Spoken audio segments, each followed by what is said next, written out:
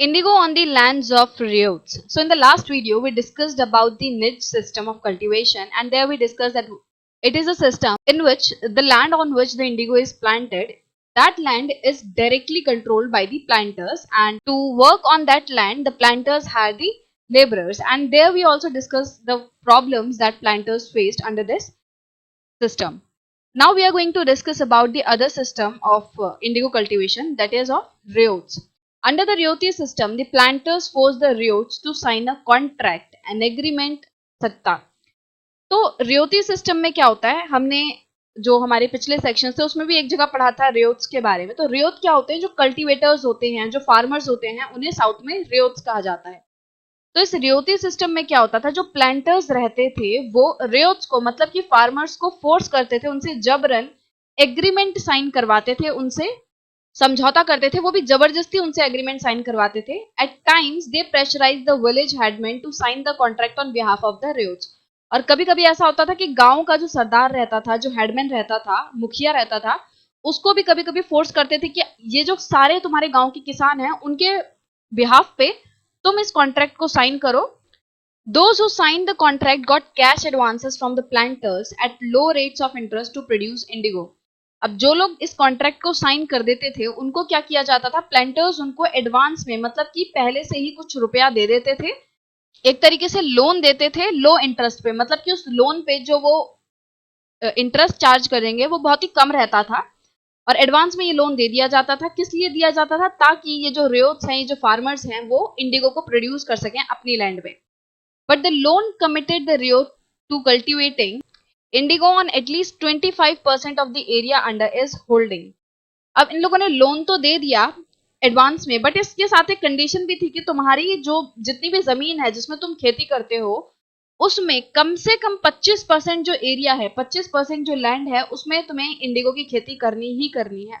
तो मान लो कोई जो फार्मर है वो इतने लैंड पे खेती करता था, पहले इसमें मान लो चावल उगाता था, राइस कल्टीवेट करता था, बट क्योंकि अब उसने इस कॉन्ट्रैक्ट में साइन कर दिया है तो उसके हिसाब से क्या होगा कि जो प्लांटर्स हैं वो इस फार्मर को एडवांस में कुछ मनी दे देंगे, जो कि फ्री का नहीं होगा, मतलब एक तरीके से कर्ज होगा, लोन होगा, बट लेस इंटरेस्ट रेट पे होगा.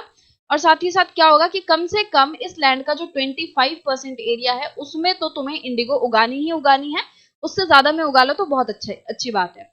The planter provided the seed and the drill, while the cultivators prepared the soil, sowed the seed and looked after the crop. जो प्लांटर्स हैं मतलब कि एक तरीके से जो मालिक है, जो ऑफिशियल्स वगैरह रहते थे, वो क्या करते थे, वो इनको सीड्स भी प्रोवाइड करते थे, मतलब कि इंडिगो वगैरह की जो खेती है उसको उगवाने के लिए जो बीज की जरूरत होगी वो फार्मर्स को प्रोवाइड करते थे, और ड्रिल प्रोवाइड करते थे, मतलब कि जो मशीनें वगैरह या फिर प्लग्स वगैरह जो भी जरूरत होती होगी वो प्रोवाइड करते थे. और कल्टीवेटर्स को क्या करना रहता था, सॉइल को प्रिपेयर करना है, जमीन को जोतना है, उसे प्रिपेयर करना है ताकि उसमें बीज वगैरह लगाए जा सके और क्रॉप उग सके. उनको सो करते थे, सॉइल को प्रिपेयर करते थे, मतलब कि सॉइल को जोतते थे, फिर उसमें बीज को उगाते थे, और जब क्रॉप उग जाती थी, फसल हो जाती थी, तो उसकी देखभाल करते थे कि उसमें कोई कीड़ा वगैरह ना लगे, उसे टाइम टू टाइम पानी देना. ठीक है, तो ये सभी चीजें जो है फिर रियोट्स देखभाल करते थे इस चीज की. When the crop was delivered to the planter after the harvest, a new loan was given to the riot and the cycle started all over again. अब एक बार फसल उग गई और जो रियोत है, जो फार्मर है, उसने उस फसल को प्लांटर को दे दिया कि ठीक है फसल उग गई है, अब ये फसल तुम रखो, ऐसे करके डिलीवर कर दी. उसके बाद क्या होता है, एक नया लोन जो है वो रियोत को दिया जाता था. और ये जो पूरी साइकिल है कि प्लांटर रियोत को लोन देगा कम इंटरेस्ट रेट पे, फिर जो बीज उसे प्रोवाइड कराएगा, ड्रिल उसे प्रोवाइड कराएगा, और फिर जो रियोत है वो जमीन को प्रिपेयर करेगा, उसमें बीज लगाएगा, मतलब एक नई साइकिल जो है सेम वो वापस से शुरू हो जाती थी. Peasants who were initially tempted by the loan soon realized how harsh the system was. मतलब शुरू में जिन किसानों को ये लगा कि अरे ये तो बहुत ही बड़ा सही सिस्टम है, हमें सस्ते में लोन मिल जाएगा, कम इंटरेस्ट रेट पे करना पड़ेगा, तो उन्हें शुरू में तो ये चीज बहुत ही इंटरेस्टिंग लग रही थी, बहुत ही अच्छी लग रही थी. बट बाद में उन्होंने रियलाइज किया, बाद में ये महसूस किया कि ये बहुत ही हार्श सिस्टम है, बहुत ही खराब सिस्टम है. The price they got for the Indigo they produce was very low and the cycle of loan never ended. मतलब कि जब फसल उग जाती है और जब वो जो रियोत हैं वो प्लांटर को जब फसल डिलीवर करते थे तो उसके बदले में प्लांटर्स उन्हें बहुत ही कम दाम देते थे. मतलब कि रियोत जो है वो अपनी फसल बहुत ही सस्ते में बेच रहे थे, वो भी मजबूरी में. और बाद में ये रियलाइज किया इन रियोट्स ने कि ये जो साइकिल है लोन्स की वो नेवर एंडेड है, मतलब कि ये चलती जा रही है चलती जा रही है। कि एक बार उन्होंने फसल उगाई, पहले उन्होंने शुरुआत में लोन को लिया था, जब उन्होंने एग्रीमेंट साइन किया तो उसके साथ साथ प्लांटर ने उन्हें लोन दे दिया, फिर उन्होंने फसल उगाई, फिर वापस से फसल जो है वो प्लांटर को बेच दी, फिर प्लांटर ने फिर से उन्हें लोन दे दिया, फिर से सेम होगा, वो फसल उगाएगा और फिर फसल उसको बेचेगा तो फिर से लोन दे देगा। तो मतलब ये चीज जो है ये साइकिल चलती जाएगी चलती जाएगी। तो ये चीज जो है ये इन्होंने जो रियोट्स थे जिन्होंने एग्रीमेंट में एंटर कर लिया था उन्होंने बाद में रियलाइज की कि ये कोई अच्छा सिस्टम नहीं है, ये तो बहुत ही बेकार सिस्टम है। There were other problems too, इसके अलावा भी काफी सारी प्रॉब्लम्स थी। मतलब ये लोन का सिस्टम तो था ही कि लोन के जाल में जो रियोट्स हैं वो फंसते जा रहे थे। इसके अलावा क्या प्रॉब्लम्स थी? The planters usually insisted that indigo be cultivated on the best soil in which peasants prefer to cultivate rice. एक तो ये थी ना दिक्कत कि 25% पे तो तुम्हें कम से कम इंडिगो उगानी ही है, और इसके साथ साथ वो लोग क्या कहते थे जो प्लांटर्स है वो ये भी कहते थे कि तुम्हारी जितनी जमीन है इसमें जो बेस्ट पार्ट है इस जमीन का जो कि सबसे ज्यादा फर्टाइल है सबसे अच्छी है उस जमीन पे इंडिगो की कल्टीवेशन करो। बट जो पेजेंट्स रहते थे जो फार्मर्स रहते थे वो ये बेस्ट जमीन पे हम अपने चावल की खेती करें। तो कॉन्फ्लिक्ट ऑफ इंटरेस्ट हो जाता था कि पेजेंट्स चाहते हैं कि वो बेस्ट जमीन पे अपने चावल की खेती करें और प्लांटर उन्हें फोर्स करें कि नहीं तुम अपनी चावल की खेती यहाँ पे मत करो बल्कि यहाँ पे इंडिगो उगाओ। Indigo moreover had deep roots and it exhausted the soil rapidly. After an indigo harvest the land could not be sown with the rice. अब इंडिगो की खेती में एक और बड़ी प्रॉब्लम ये भी थी कि जो इंडिगो की जड़ें रहती है ना वो बहुत ही गहरी रहती है जमीन में, और इसकी वजह से क्या होता है कि ये सॉइल की पूरी फर्टिलिटी एक तरीके से खा जाती है, सॉइल को बहुत ही कम उपजाऊ बनाकर छोड़ती है। जब इंडिगो की खेती एक बार हो जाती है, एक बार इसका हार्वेस्ट हो जाता है कि एक बार फसल काट ली, तो उसके बाद जमीन जो है वो बहुत ही कम उपजाऊ रह जाती है, उसमें फर्टिलिटी उसकी बहुत ज्यादा कम हो जाती है और इतनी कम हो जाती है कि उस पर चावल की खेती नहीं हो पाती। तो एक तरीके से एक हार्वेस्ट के बाद इंडिगो की एक हार्वेस्ट के बाद जो किसानों की जमीन है वो किसी काम की नहीं रह जाती, एक तरीके से बंजर रह जाती है। क्यों? क्योंकि सारी जो फर्टिलिटी थी वो तो इंडिगो ने खा ली, वो तो इंडिगो ने यूज कर ली। अब उस पर वो चावल उगाएं तो कैसे उगाएं, क्योंकि चावल को उगाने के लिए भी तो फर्टिलिटी की जरूरत होगी ना। तो इस एग्रीमेंट की वजह से जो किसान थे उनकी खेती खराब हो रही थी, उनके जो खेत हैं वो खराब हो रहे थे, उनकी सॉइल खराब हो रही थी, उनको लोन के चक्कर में पड़ना पड़ रहा था। उन्हें पहले तो बड़ा अच्छा लगा कि ठीक है सस्ते में लोन मिल रहा है, कम इंटरेस्ट पे करना पड़ेगा, बट बाद में उन्होंने रियलाइज किया कि ये सिस्टम बहुत ही बेकार है, हम तो इसे डेट ट्रैप जैसे कहते हैं ना कि आप कर्ज के जाल में फंसते जा रहे हो फंसते जा रहे हो। तो वो चीज होने लगी, इनको इनके फसल का सही दाम नहीं मिल रहा था, बहुत सस्ते में प्लांटर्स जो है वो उनसे उनकी फसल खरीद रहे थे इंडिगो की। तो ये जो रियोट सिस्टम है और जो निच सिस्टम है उसमें डिफरेंस क्या हुआ? पहला डिफरेंस तो ये है कि जो निच सिस्टम था उसमें जमीन को डायरेक्टली कंट्रोल करते थे प्लांटर्स, मतलब जमीन को या तो वो खरीदते थे या तो उसको रेंट करते थे और लेबर्स को वो हायर करते थे कि भाई हमारी जमीन पे आके काम करो। बट रियोट सिस्टम में क्या है, रियोट सिस्टम में जो जमीन है ना उसे प्लांटर्स डायरेक्टली कंट्रोल नहीं करते। वो क्या करते हैं कि किसी प्लांटर के पास गए, मतलब किसी फार्मर के पास गए, गांव में कोई फार्मर है जो कि जमीन पे उगाता है, मतलब कि वो जो जमीन है वो कौन कंट्रोल कर रहा है? फार्मर कंट्रोल कर रहा है, रियोत कंट्रोल कर रहा है, इसमें प्लांटर कोई कंट्रोल नहीं कर रहा है जमीन को।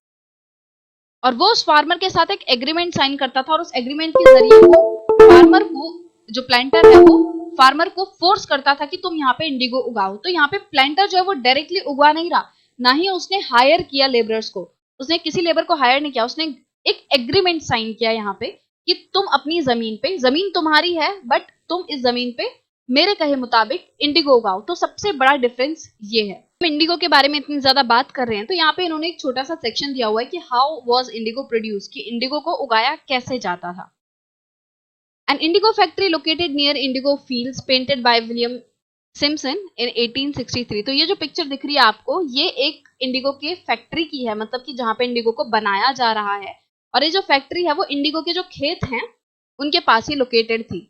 तो नॉर्मली क्या होता है जो फैक्ट्रीज वगैरह रहती है ना वो फील्ड्स के पास ही रहती हैं। जैसे कि मान लो चाय की जो फैक्ट्री है, अगर आपको चाय पत्ती की फैक्ट्री देखने मिलेगी ना तो वो नॉर्मली देखने मिलेगी कि वो चाय के बगानों के पास ही है। तो इस तरीके से नॉर्मली फैक्ट्रीज जो है वो फील्ड के पास ही रहती हैं। The indigo villages were usually around indigo factories owned by planters। जो ये indigo villages रहती थी, मतलब ऐसी villages जिसमें कि वो farmers रह रहे हैं जो कि indigo को उगा रहे हैं, मतलब indigo के खेत वगैरह जहाँ पे हैं। तो ऐसी villages normally देखने मिलती थी कि वो indigo के factory के आसपास थी। तो यूं कहो कि जो फैक्ट्रीज है वो खेतों के पास थी, या यूं कहो कि जो खेत है वो फैक्ट्रीज के पास थे, और जहां पे खेत होंगे वहीं पे जो फार्मर्स रहते हैं वो अपना घर बना लेते हैं।